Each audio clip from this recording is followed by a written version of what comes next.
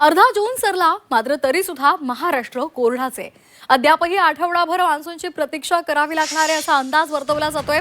मान्सूनसाठी 20 जून पर्यंत वाट पाहावी लागणार आहे. पाऊस लांबल्यामुळे बळीराजाची चिंता वाढली आहे. जून महिना अर्धा संपला तरी राज्यामध्ये पाऊस न झाल्यामुळे शेतकऱ्यांची चिंता वाढली आहे.